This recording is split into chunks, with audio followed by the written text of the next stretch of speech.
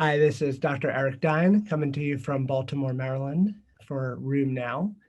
We just completed day one of ACR 2020 Convergence, and I'm here to talk about abstract 0483 from the afternoon oral abstract presentations.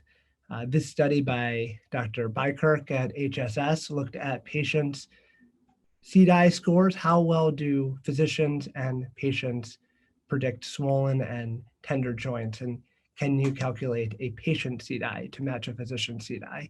This is obviously incredibly relevant right now as we are talking about providing telemedicine, providing remote care, not being able to see our patients in the office as much as we'd like. So they reported from two cohorts of early rheumatoid arthritis, the CATCH study, which is a Canadian cohort study, and the CATCH US, the American cohort study.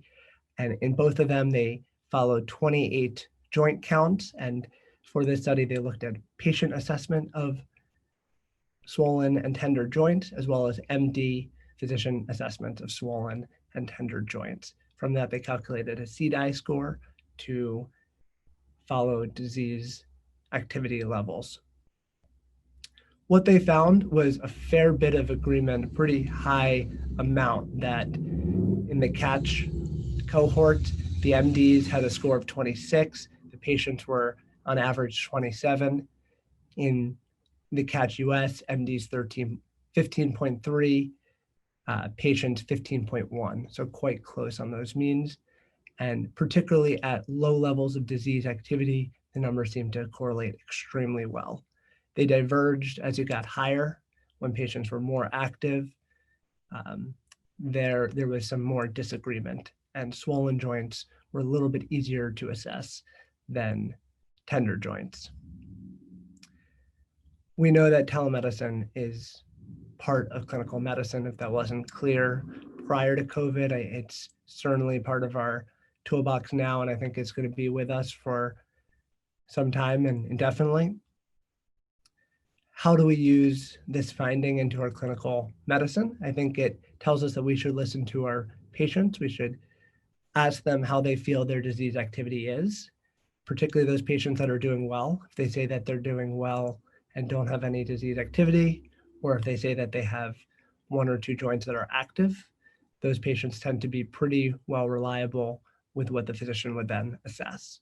Patients that have higher disease activity, that's a pretty good indication for me that that's a patient that I would want to see in the office, either because their disease is active and they need the closer follow-up, or that there's some divergence with physicians, more commonly in those patients with perhaps just very high scores that it's hard to keep track of the swollen and tender joints, or there's some different in expectation or understanding of their disease activity.